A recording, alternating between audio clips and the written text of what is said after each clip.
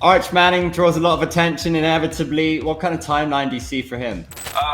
Again, patience is probably the key word with him. I do think that he's incredibly talented. You see that in moments. I think we saw that this past weekend against Mississippi State in the fourth quarter when they needed a spark. He provided it, but the expectations put on him were unfair. He was never really being a starter except for a couple games last season where he was replacing Quinn Ewers. So to have him come in and have folks say, he's going to be the next Joe Burrow or Trevor Lawrence or Tim Tebow was unfair to him.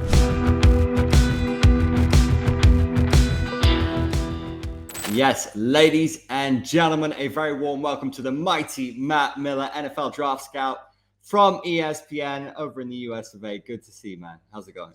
Hey, it's going well. Thank you for having me. I appreciate it. So I do some sports commentary, and sometimes I wonder, am I ever going to be great at this? Because the guys at the top of the game are so meticulous. You see their notes, and I just think that they're built different. How you have to be wired to be unique in the scouting game? What kind of a guy have you got to be successful in this industry? Man, I'll tell you, I still do the same thing, because I sit alongside Mel Kiper Jr., who is the godfather of this industry, and I still have those moments where I wonder, like, how am I going to compete with him, or how am I going to share the stage with him? How am I going to live up to, being a seat over from him when we're on TV together sometimes? So I think, we all have that a little bit of like, how am I ever going to, match up with these guys? But I would say being organized and, like you said, meticulous is, I think, a key attribute of someone who wants to cover the NFL draft for a living. Being able to watch a player, take notes, and read those notes 6 months later sometimes, and remember what you were thinking, feeling while you were watching that player. So it is a grind. It is a lot of just slowly, building a perception of a player. I think everyone wants us like in August to tell you exactly what this player is going to be like 9 months later.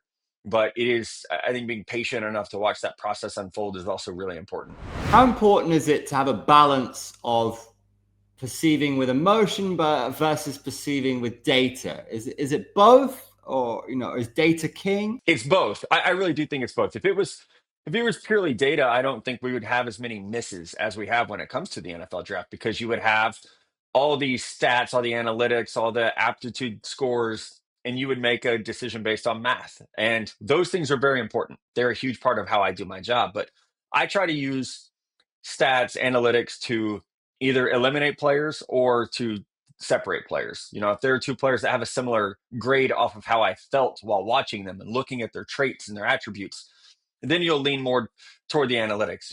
A big one for me with wide receivers is drop rate. If I've got two guys that have a similar grade based off watching them, seeing them with my eyes, well, then I want to look at the analytics. I want to look at the stats and say, okay, I might feel like player A has better hands than player B, but what do the numbers say? How can I compare these guys? So I think that's changed a lot over the course of my career. If we go back 15 years ago when I started at Bleacher Report, it was very much a feel-based business. It was what you see, you're trusting your eyes, you're trusting your instincts. That's important. It's very important. But I think now we're smarter about the job and say, I want as many answers as I can get about a player. So if that means looking at stats, if that means looking at injury history, if that means watching the tape, I think all those things go together to try to give you the answer about that player. 15 years is an interesting timeline, because does that take us back to basically what I want to know is how important was Billy Beane for the whole face of the sport? Because I grew up watching soccer, and I think the NFL was seen as levels above in terms of data and statistics. But how pivotal was Billy Beane and Moneyball in terms of everybody's perception of how to judge players? Yeah, I don't remember the exact year that A's team kind of became famous, but I do think Moneyball certainly resonated around the NFL, and that idea of replacement level cost. And I can tell you, I've had a conversation within the last 3 months with an NFL general manager about a player, and it was, how much does it cost to replace this player?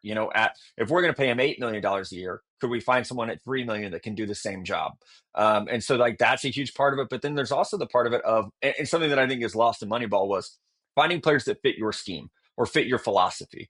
And that was what Billy Beane did, as well as, how to build a team with, no salary cap. I think people forget how good that young team was. They had scouted well, they had drafted well, they had developed well. Some of the superstars that were on that team that ended up, becoming guys who played at bigger markets and won World Series rings. They cut their teeth in Oakland, and I think that's something that the NFL does really well is the idea of draft, develop, replace, because it is a vicious cycle. It's every 4 years you've got to think about this player's contract coming up. What is their replacement going to look like? You have to be ready for that, and that doesn't even include when you miss on a draft pick or when you have attrition or when you have injury. So I think it's different with football because it's never going to be purely about the numbers, like baseball has certainly seen itself be at times over the past 15 or 20 years. But I do think we're all getting smarter about how to use the analytics to help us make better decisions. Could you describe your philosophy for us? What is it that you look for in a winner that catches your eye? I'm sitting at my desk and I have a monitor right over here, and it says draft good football players. I have a sticky note that says draft good football players. And I think there have been times in my career where I've gotten caught up with trends or, what it might be at each position group. But it really does come back to who was actually good at playing football during the college football season. Because we could, like, the combine's going to happen, the Shrine Game's going to happen, the Senior Bowl, and we're going to fall in love with non-football aspects, whether it be a 40-yard dash or a three-cone time or a one-on-one rep in a practice that isn't necessarily a real football environment. So I try to remind myself to just draft good football players. And the draft process is incredibly important for us to have time to learn about these guys and find out who they are and exactly how athletic are they compared against each other, how to stack that board. But I do think it really just all goes back to when you were actually wearing football pads and a helmet, how good were you at your job? And do the things that allowed you to be a great college player translate to the NFL in terms of size, strength, athletic ability, football IQ, instincts. Those are really the things that I'm looking for. Do you think this season could be the most talent-rich rookie class we've seen? I mean, right now it looks really good, and unfortunately, we had some injuries over the weekend to players like Cam Scatterbo, who was having such a great rookie season. But it is very talent rich, and I think seeing Cam Ward and Jackson Dart. Cam's had some struggles on a bad Titans team, but to see Jackson just put that energy into the New York Giants franchise is huge. Abdul Carter is going to break records for most hurries by a rookie defensive lineman at the rate that he's going. So we've seen it. We've certainly seen it. Great players top to bottom. And I think the cool thing is we're still trying to figure out who a player like Travis Hunter, who was the number 2 overall pick in the draft, like what is he going to become at the next level, whether it be a wide receiver, a corner, a little bit of both. But this is a really good rookie class. And we knew that like last year's draft was good. It was a draft that was dominant in the trenches. And those players, while they don't get a lot of the accolades, like Kelvin Banks is holding it down at left tackle for the New Orleans Saints and playing really, really well. Mason Graham's doing great things for the Browns defensive line. So it is the things that we thought about this class. It's fun to watch them play out. What's fun about this sport is it can surprise you at any given time, right? All the data, all the research in the world, players surprise you, teams surprise you. But so far this season, which rookie has garnered your attention for all the right reasons? I said the right reasons is a little bit more difficult sometimes. It's like the who let us down is sometimes I think what we all focus on. But I mentioned Jackson Dart. I mean, he's playing exceptionally well, and to be thrown in, the expectation was that Russell Wilson would be the starter. You think that he's going to come in and be a guy that sits for a year and kind of learns, and that was not the case for him. He was thrown out there after a couple of weeks. He's played exceptionally well. I think Tedero McMillan with the Panthers, he has become their number 1 receiver in a hurry on an offense that's been a lot better than people expected. Tyler Warren has been great with the Indianapolis Colts. He looks like this year's version of Brock Bowers, who was essentially an All Pros or rookie last year at tight end. So, but you mentioned it; it's a really talent rich draft. So we could almost go through the entire first round and say this player's playing really well, this guy's playing really well. There've been very few exceptions to that right now, where guys are maybe not playing up to the draft stock. How do you go about evaluating players in season versus what you're seeing right now against what you saw on their college tape? Yeah, I mean, I think the NFL is such a transition that you try not to overreact, especially early. I think we all want to rush to judgment with players sometimes. CJ Stroud is an example I use a lot. CJ had a great rookie season. It looked like he was going to be, a top 5 quarterback in the NFL. Sophomore year, they still made the playoffs. He had a successful season, but his numbers, over the last year and a half have not matched what he did as a rookie. And so I think my biggest thing is patience to not pat yourself on the back too quickly when you feel like you were right about a player, but also not to get too discouraged when a player doesn't meet those expectations early. So for rookies, a lot of the time, I just want to see, is the game too fast? Is the game too big? How do you handle that adjustment from college to the NFL when you've gone from college being you're the best, right? And when you get to the NFL, everyone's as good as you. So it's that adjustment I think is so important to watch early, and then you want to add more to it and see how a player fits into his scheme, his locker room, what he's been asked to do positionally. But we're what, 8 weeks in. I'm really right now still just watching to see if the game is too fast for guys or if the moments are too big. I had the pleasure of interviewing the guys who made a documentary about Cam Ward, Zero Star. You mentioned him a little bit earlier.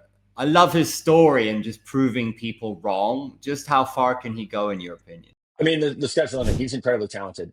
And what I love about Cam Ward is that fact that from Incarnate Ward to Washington State to the University of Miami, everywhere he went, he made that team better. And I love that about all players, but I especially love that about quarterbacks, because that's what we want you to do. We want you to elevate the people in the program that's around you. So Cam's ability to do that is what was most notable about him. From an athletic standpoint, there's really nothing that he can't do. He can move, he can throw, he throws very well on the move. So you can build an offense around, I think, his dual threat ability.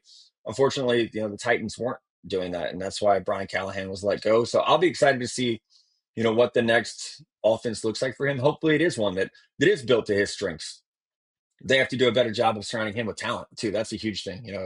When you have the number one overall pick, you're usually a pretty bad team. I think that's proven true with the Titans, and they're going to be right back up there at the top again in next year's draft. So hopefully they're able to get him some help. So when you're trying to identify under the radar talent, what's the key identifying signal for you? I think it's athletic ability. I really do. And especially, usually under the radar talent is a player that's not at a prestigious Power Four university, or not in a blue blood at least. And so you're looking for players that stand out at a lower level or at a smaller school, and you feel like they have the athletic ability to take that step. So like last year, Grace Abel was a good example of this. And he was very known coming out of North Dakota State. He was a first round pick. But it was the idea of like, okay, we've only seen you perform against a lower level of competition at North Dakota State, but the way that he played, the way that he dominated that level of competition, and then the athletic tools, strength, agility, instincts, those things all looked higher level than the guys he was playing against. So I think that's the biggest key for me, is when I'm trying to find someone that is maybe a little bit under the radar, that you feel like can level up and be that breakout player. You're usually looking, I think, for athletic traits, and those traits have to have production. So it's not just about who's fast or who can jump high or who's strong. It's when those traits turn into production. Like that's really what you're looking for. So I think, for the small school guy, it's kind of the same thing. I mean, we always romanticize the diamond in the rough. Do you have a bit of banter with your peers? Is it competitive? It must be pretty gratifying when you are able to identify a player that not everybody knows about and then see them fly. Have you got any stories like that? Oh, I mean, yeah, over my time doing this, that's absolutely happens. But it goes back to like, you don't want to do it too early. You don't want to pat yourself on the back 1 month into a guy's season or career, because there's so much time for it to flip around. But I think early in my career, when I was at Bleacher Report, there was a player out of South Carolina named Ashton Jeffries, Alshon Jeffrey, excuse me, who I loved, wide receiver. And I kind of banged the table for him as like a first round pick, and he wasn't. He was an early second round pick. But he played really well. He played for the Chicago Bears, played at a high level, was a Pro Bowl player. And so you have those moments where you feel like a player almost becomes like your guy. And when they do, exceed expectations based on their draft stock or what the perception was of them, you definitely, you remember those guys for a long time. So for teams struggling, how early do front offices start turning their attention to the draft? So they're always watching the draft, regardless of if they're winning, losing. That's the cool thing about an NFL front office, is that you have the coaches that worry about the product on the field, and then you have the scouts who worry about what's next, what's coming. And so I do think that that's a huge part of like why scouting has blown up so much, is because it's not just about the 1-7 New York Jets needing to find a quarterback. It's about the 7-1 Indianapolis Colts needing to, bolster their defense. And so the work of the scouting department is year round. I mean, it truly never stops. You're always looking for more players. You're looking for free agents. If you're not scouting college players, you're scouting, future guys who are going to be available on the NFL side of things. So it's not just the bad teams. The good teams are able to stay good by excelling at finding their next wave of guys. Arch Manning draws a lot of attention inevitably. What kind of timeline do you see for him? I mean, again, patience is probably the key word with him. I do think that he's incredibly talented. You see that in moments. I think we saw that this past weekend against Mississippi State in the fourth quarter when they needed a spark. He provided it. But the expectations put on him were unfair. He was never really being a starter except for a couple games last season where he was replacing Quinn Ewers. So to have him come in and have folks say, he's going to be the next Joe Burrow or Trevor Lawrence or Tim Tebow was unfair to him because we just hadn't seen enough football to put those level of expectations on him. And I think it's unfortunate now because there have been ups and downs. There absolutely have been. The Florida game is a good example of a down game for him. The offensive line at Texas hasn't been great. They've had injuries at running back. They've had a lot of turnover at wide receiver. So I think it's just about being patient. I know that doesn't work well, like in our hot take culture where everyone wants an answer right now about a player or a prospect. But he's started what at this point 7 games in college, 8 games maybe. So there's a lot of time left to figure out who he can be. But you see the potential. You see what makes him such an exciting player in terms of his arm strength, his athletic ability. He's to the point still where the game has to slow down for him mentally, where he's seeing things a little bit faster. And Texas has to do a better job of surrounding him with players that, like last year's team that had 14 guys drafted. They have to surround him with an offensive line and wide receivers that can help kind of bridge that gap until he's ready to elevate the team around him. So in terms of trajectory and what you look for, which college QBs are catching your eye right now? Yeah, I mean, I love what Fernando Mendoza is doing at Indiana. A guy who just carves people up from the pocket. I mean, he's so accurate. He doesn't turn the ball over. He has the arm strength to like make every throw. It's like a young Joe Flacco at times watching him play. So I like him. Dante Moore from Oregon, a player who's was at UCLA and got benched. He transfers to Oregon, sat behind Dylan Gabriel for a year. I mean, he's absolutely getting it done. A little bit more of a mobile guy that moving pockets, RPOs, but his accuracy, the way that he sees the field is really exciting. So I think those are the two right now. And it's funny because before the season, we obviously knew who they were, but they weren't the players getting the hype like an Arch Manning or a Garrett Nussmeier or Cade Klubnik at Clemson, Carson Beck at Miami. And that is what makes this process fun is, kind of uncovering over the course of the season which players actually do belong at the top of the list and which don't. Do you think we'll look back on this as the year of the rookie running back? We definitely could. Yeah, I mean, I just think the way some of these guys are playing it, and unfortunately, we have like Omarion Hampton, getting injured. That has slowed things down for him. But Ashley Genty's a heck of a player. Cam Scadaboo was killing it until he got hurt. Quinshon Judkins has been amazing for the Cleveland Browns. I think ultimately we'll see Travion Henderson get going a little bit more for the Patriots. But yeah, we knew it was a good running back class. That was one of the strengths of last year's class. So it's not a surprise to see these guys doing so well. And what does the future hold for Shedeur Sanders?